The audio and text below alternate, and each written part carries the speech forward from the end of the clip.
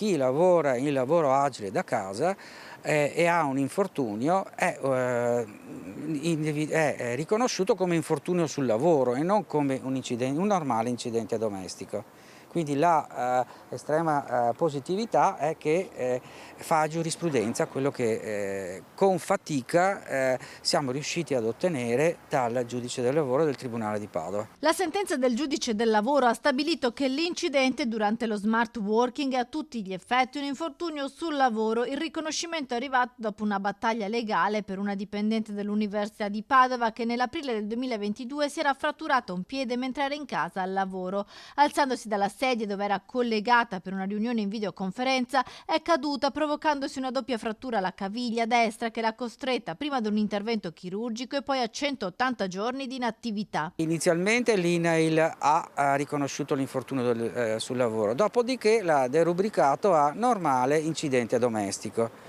Non sono valse tutte le richieste fatte dalla collega, anche la presentazione con il nostro aiuto come sindacato di un ricorso interno all'INAIL,